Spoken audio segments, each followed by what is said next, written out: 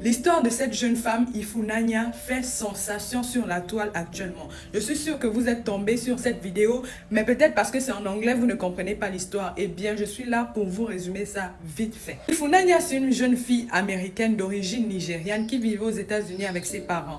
Vous connaissez comment les parents africains sont. Ils construisent généralement en Afrique en ayant une vie en Europe ou en Occident. C'est comme ça que le papa d'Ifunanya a construit une grande maison dans son village, une maison à plusieurs étages.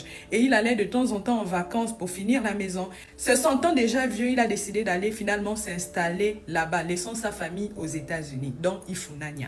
Il est parti s'installer et il faut dire qu'il avait une pension de 5 000 $ que Ifunanya prenait aux États-Unis et qu'elle envoyait chaque fin du mois à son père au Nigeria.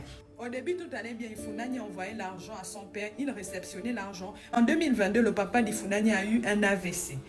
Et là, c'était déjà l'oncle et la tante d'Ifunanya qui récoltaient cet argent. Donc, c'est eux qui allaient chercher l'argent pour donner au père. Mais quelques temps après, Ifunanya a commencé à constater que c'était difficile de joindre son père. À chaque fois qu'elle voulait joindre son père, elle tombait sur son oncle ou elle tombait sur sa tante.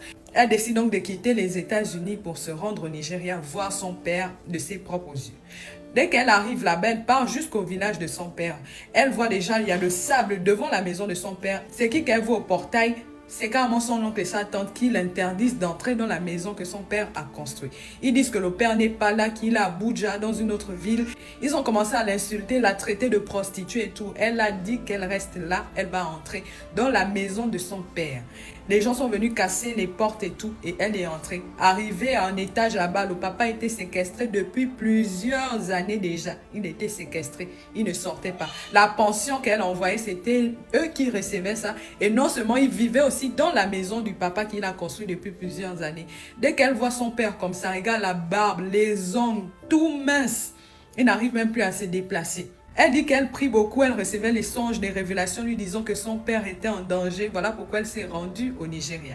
Ifunanya serait retournée aux États-Unis avec son père selon ce qui se dit. Mais je vais vérifier cette information et je vais vous tenir informé pour la suite. Après avoir découvert que son père avait été séquestré par ses oncles et ses tantes, ils ont quitté le village, ils sont allés à Lagos. À Lagos, là-bas, elle a décidé d'emmener l'affaire en justice. Les gens commençaient à vouloir la dissuader en lui disant que la justice, ça peut prendre du temps. Ça peut prendre 2-3 ans. Est-ce que tu es prête financièrement? Est-ce que tu es prête mentalement pour emmener l'affaire en justice? Elle a porté plainte pour plusieurs chefs d'accusation, à savoir parjure, détournement de fonds, injure publique, séquestration et enlèvement. Comme le procès allait se tenir après plusieurs mois, Ifunanya a donc décidé que la priorité c'était la santé de son père et que son père était en danger au Nigeria. Malgré que le billet en première classe était de 7 000 $, elle a décidé de réserver ça pour son père parce qu'elle voulait quitter le Nigeria de façon urgente. En tout cas, elle et son père étaient en danger au Nigeria. Le vol était prévu pour 23 h, mais eux ils ont décidé en bonne africaine de quitter la maison à 19 h. Ifunanya a pensé que ce serait bien d'aller attendre là-bas parce qu'on ne sait jamais. Peut-être quelque chose peut se passer en cours de route. Son petit ami était donc en train de conduire la voiture. Le papa était là derrière, tout était bien. Ils ont commencé à conduire. À 10 minutes d'arriver à l'aéroport, crevaison. Dès qu'ils descendent de la voiture pour voir c'est quoi la panne, il y a eu un clou, un truc dans le pneu qui empêche la voiture de démarrer. Donc, panne, la voiture ne peut plus démarrer. Comment on va faire? Les minutes passent. Sa famille maternelle qui était à l'aéroport en train de l'attendre commence à lui dire que tu es où? Voilà, ici aussi, on commence l'embarquement des passagers. Viens vite. Elle dit, mais comment on commence l'embarquement des passagers alors qu'il n'est que 20 h? Le vol, c'est à 23 h. Pourquoi on commence maintenant? En fait, les choses commençaient à s'enchaîner pour l'empêcher de voyager. Elle a appelé presque plusieurs personnes, il n'y avait pas de gens disponibles et elle a arrêté un bus. C'est le bus qui les a transportés jusqu'à l'aéroport. Et lorsqu'ils arrivent à l'aéroport, ils étaient déjà prêts à fermer toutes les portes de l'avion pour que l'avion décolle. Mais Dieu merci, avec les prières d'Ifunanya, ils ont pu monter. En tout cas, tout ce que Dieu fait est bon. C'est Dieu qui l'a envoyé là-bas récupérer son père. Il ne pouvait pas permettre qu'elle ne monte pas dans ce vol.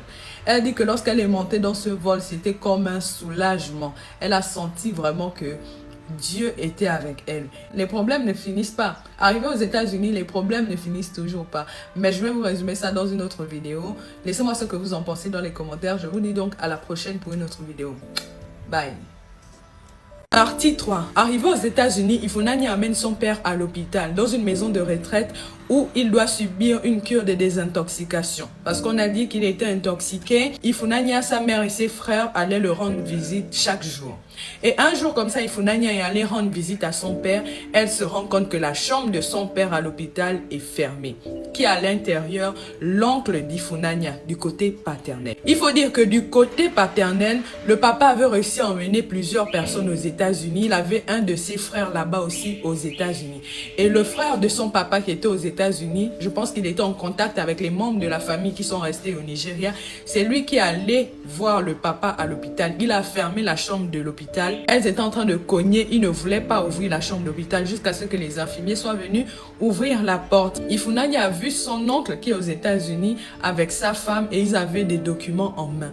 Elle a commencé à crier sur lui que comment tu peux venir voir mon père, tu te prends pour qui pour venir à l'hôpital. Elle a fait sortir son téléphone et elle a filmé en disant que voici ce qui se passe. Un de mes oncles est venu rendre visite à mon père sans notre accord. Il a fermé la porte de la chambre de l'hôpital. Si quelque chose arrive à notre père, c'est lui. Voici les preuves. Pour ceux qui se demandent si la maison a été vendue, je ne pense pas qu'elle ait déjà été vendue parce qu'en ce moment, il traverse plusieurs difficultés. Le papa doit d'abord se rétablir complètement. Et je pense qu'il y a eu des soucis au niveau des documents de la maison. Je pense que les documents de la maison sont cachés parce que le papa d'Ifunanya, il faut dire qu'il avait donné la responsabilité aux membres de sa famille. C'est les membres de sa famille qui géraient tous ses biens. Ceux qui étaient au Nigeria géraient ses biens du Nigeria et il a son frère aux États-Unis qui gérait une partie de ses biens aux États-Unis. Il faut rappeler aussi que les oncles et les tantes d'Ifunanya au Nigeria l'ont porté plainte. Ils l'ont accusée d'être une chercheuse d'or illégale. Donc, ils ont dit qu'elle venait au Nigeria pour chercher l'or de façon illégale. Ifunanya aussi, elle a une plainte qui l'attend là-bas au Nigeria. Pour l'instant, on attend l'issue du procès. On attend comment ça va se passer. Ou bien, peut-être ça s'est déjà passé. On attend donc la prochaine partie d'Ifunanya et je serai là pour vous résumer ça. N'hésitez pas à me laisser vos avis dans les commentaires. Je vous dis donc à la prochaine pour une autre vidéo. Bye. Alors, ensemble, nous avons écouté cette vidéo et c'est cette histoire qui fait actuellement beaucoup parler du côté du Nigeria. Voilà un monsieur qui a préparé sa retraite, vraiment préparé sa retraite comme il se doit. Et au moment de rentrer maintenant en Afrique pour essayer de se reposer et de manger ce qu'il a eu à vraiment à traverser. Parce que beaucoup pensent que quand on est en Europe là-bas, l'argent se cueille juste comme des petits pains. Non. On travaille dur. Bon, en tout cas, pour ceux qui y sont, peuvent vous témoigner. C'est pas évident. Et peu sont ceux qui réussissent même. Et ceux qui parviennent à réussir, toujours à un certain âge, ils pensent déjà comment est-ce qu'ils vont rentrer, comment ils vont rentrer en Afrique, maintenant vivre le dernier jour.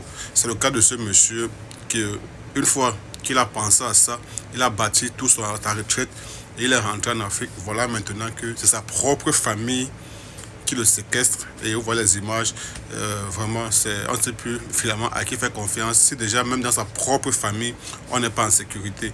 Donc voilà, ce qui se passe au Nigeria, c'est ce qui se passe dans beaucoup de familles africaines, hein, parce qu'on va se dire bon c'est au Nigeria, non, ça se passe dans beaucoup de nos pays africains et parfois quand tu ne réussis pas on dit oh tu n'as pas réussi. Maintenant quand tu parviens même à réussir, alors c'est encore tout un problème parce que tu vas faire face à tes propres frères qui seront tes adversaires.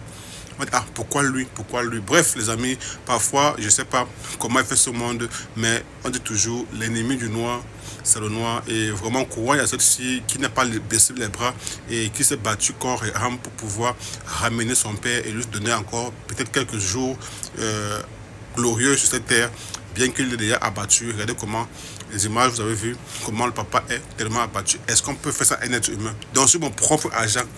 Mais non, ça c'est méchant, c'est mauvais. Bon, voilà, c'est que beaucoup de familles vivent aujourd'hui en Afrique. Mais parfois, arrêtez avec votre jalousie et votre méchanceté.